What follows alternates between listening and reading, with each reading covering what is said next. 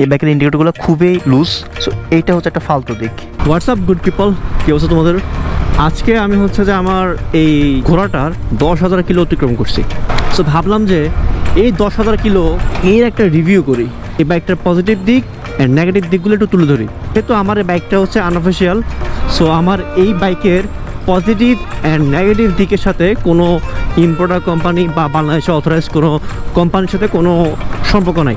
তার সম্পূর্ণ আমি আমার নিজের একান্ত ব্যক্তিগত মতামত দিচ্ছি। অর্থাৎ ইয়ামাহা যে মাদার কোম্পানি, ওদের যে মডেলটা, ওই মডেলটার আমি একটা রিভিউ দিচ্ছি।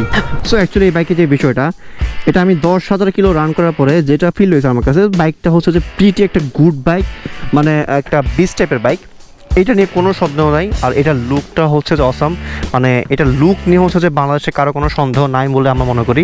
কারণ এই 150 সেগমেন্টের ভিতরে মানে একটা বেস্ট বাইক হচ্ছে যে R15 এই ভার্সনটার কয়েকটা নেগেটিভ দিক আমি পাইছি। সো এই নেগেটিভ দিকটা আমি বলতেছি এখন। সেটা হচ্ছে যে এই জিনিসটা, সো এইটা হচ্ছে একটা ফালতু দিক। এই যে এই জিনিসটা, এটা আমি অলরেডি খুলে রাখছি। এটা হচ্ছে এই ব্লুটুথ ডিভাইসটা, এটা সম্পূর্ণটা আজের একটা জিনিস। আর এইটার জন্য হচ্ছে যে অনেকগুলো প্রবলেম ক্রিয়েট হয় বাইকে। এটা আপনি যখন দিবেন, এটা আপনি যখন বাইকে যখন লাগাবেন, এটা প্রথম কয়েকদিন আপনার বাইকের সাথে ঠিক চলবে। তারপরে এটা আপনার টিসিএস যে সেন্সরটা আছে, অর্থাৎ টিসিএস যে সেন্সরটা আছে, এইটা কিন্তু সবসময় কিন্তু চলে থাকে না। এই ব্লুটুথ ডিভাইসটা এই টিসিএস সেন্সরটা অফ করে দেয়। তো আমি যখন খুলতেছি অ্যান্ড ইটস গন, বিকজ এটা কিন্তু স্টেবল না। এই সেন্সরটা স্টেবল না। এটা কয়েকদিন পর আপনার নষ্ট হয়ে যাবে। নষ্ট হয়ে যাওয়ার পর এটা আপনার বাইকের ব্যাটারিটা ড্যামেজ করে দেবে।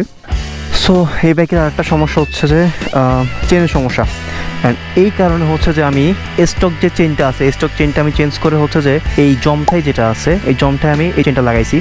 আর এই জমথাই চেনের পারফরমেন্স মারাত্মক লেভেলের, মানে অস্থির লেভেলে, কোনো রকম কোনো নয়েজ নেই, কিছু নেই, জাস্ট একটা স্মুথ। আর টর্ক 100-100 পাচ্ছি, এটা আমি আগের ভিডিওতে দেখাইছি।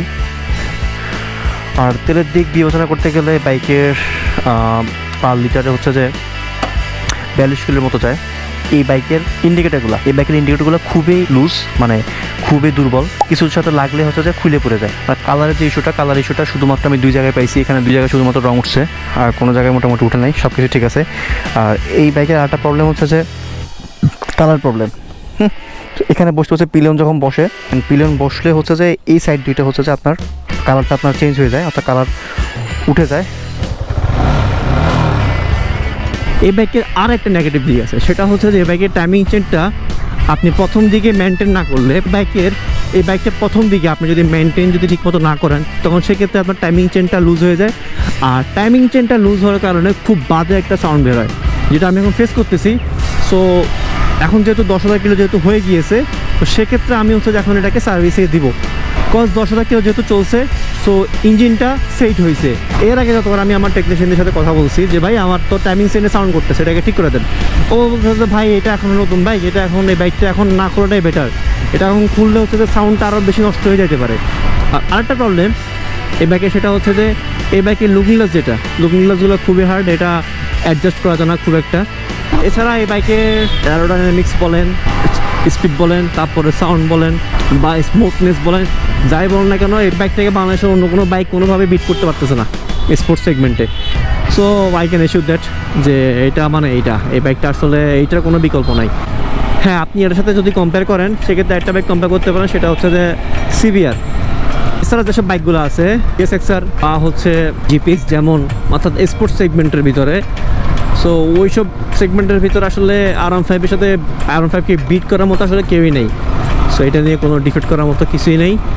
And thank you for watching my video. And please পেজটা ফলো করে দিন, লাইক করে দিন, অ্যান্ড সাবস্ক্রাইব করে দিন। আমার ফ্যানদের জন্য রয়েছে অসংখ্য বুক ভরা ভালোবাসা।